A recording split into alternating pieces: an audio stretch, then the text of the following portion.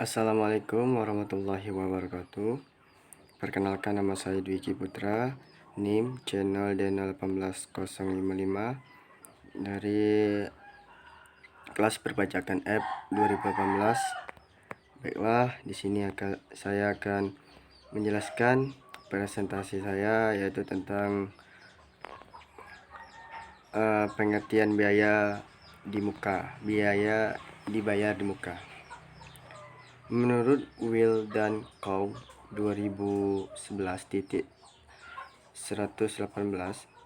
beban dibayar di muka adalah pos-pos item yang pada awalnya dicatat sebagai harta tetapi diharapkan menjadi beban di kemudian hari setelah melampaui kegiatan normal perusahaan. Beban dibayar di muka biasanya dikelompokkan ke dalam aset lancar. Pengertian asuransi dibayar di muka. Asuransi dibayar di muka adalah bagian dari premi asuransi yang telah dibayar tetapi belum berlaku pada saat pelaporan neraca. Selanjutnya, sewa dibayar di muka. Sewa atas tanah atau bangunan. Penghasilan yang diterima atau diperoleh orang pribadi atau badan dari persewaan tanah atau bangunan berupa tanah, rumah susun, apartemen, kondominium, gedung perkantoran, rumah kantor, toko, gedung, dan industri dikenakan PPh Bina dengan tarif 10% dari jumlah bruto nilai persewa tanah dan atau bangunan. Sewa atas kendaraan angsuran darat. Pengertian sewa dan penghasilan lain sehubungan dengan penggunaan harta khusus kendaraan angkutan darat adalah: 1.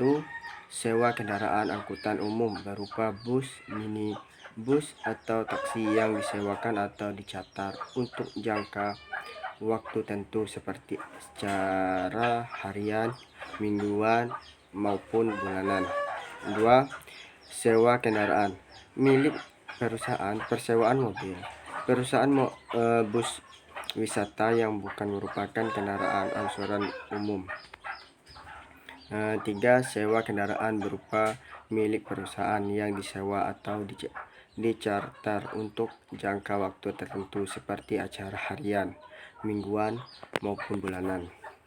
Selanjutnya, sewa atas aset tetap lainnya. Penghasilan sewa dan penghasilan lain sehubungan dengan penggunaan harta selain kendaraan angkutan darat untuk jangka waktu tertentu berdasarkan kontrak atau perjanjian tertulis ataupun tidak tertulis, kecuali sewa dan penghasilan lain sehubungan dengan persewaan tanah dan atau bangunan yang telah dikenai PPh yang bersifat final, dipotong PPh 23 sebesar 15% dari perkiraan penghasilan neto oleh pihak yang wajib membayar. Adapun besarnya perkiraan penghasilan neto adalah 30% dari jumlah bruto tidak termasuk PPN. Yang kedua, pajak PPh pasal 4 ayat 2. Dasar Hukum Undang-Undang Pajak Penghasilan Nomor 36 Tahun 2008 A.2. Pengertian pajak penghasilan pasal 4 ayat 2 PPh pasal 4 2 adalah salah satu pemotongan atau pemungutan pajak yang bersifat final yang dikenakan kepada wajib pajak yang memperoleh penghasilan sebagaimana diatur dalam Undang-Undang Nomor 36 Tahun 2008 pasal 4 ayat 2 seperti penghasilan deposito, hadiah undian, dan lain-lain. 3. Pajak PPh pasal 23. Dasar Hukum Undang-Undang Pajak Penghasilan Nomor 36 Tahun 2008, Peraturan Menteri Keuangan Republik Indonesia Nomor 244 atau PMK titik 03 atau 2018 tentang objek dan besarnya tarif PPh pasal 23A2.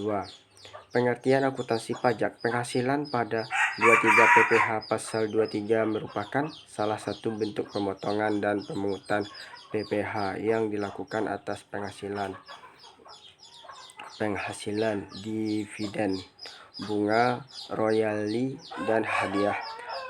Penghargaan, bonus, dan sejenisnya selain yang telah dipotong pajak penghasilan sebagaimana dimaksud dalam pasal 21, serta sewa dan penghasilan lain sehubungan dengan penggunaan harta, kecuali sewa dan penghasilan lain sehubungan dengan penggunaan harta yang telah dikenai pajak penghasilan sebagaimana dimaksud dalam pasal 4 ayat 2.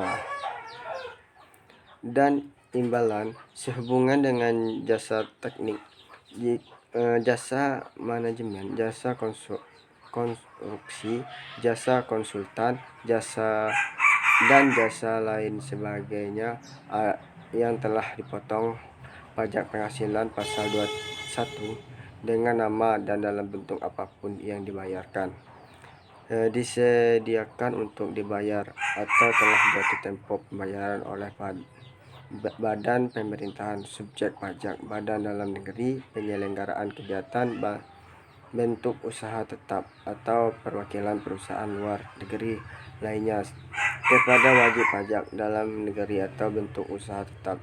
Jadi akuntansi PPh pasal 23 adalah bagaimana proses pencatatan transaksi kaitannya dengan PPh pasal 23. Oke, baik, terima kasih teman-teman. Itulah presentasi dari saya tadi. Semoga bisa bermanfaat dan bisa menambah ilmu dan wawasan kita. Saya tutup dengan wabillahi taufiq wal hidayah. Wassalamualaikum warahmatullahi wabarakatuh.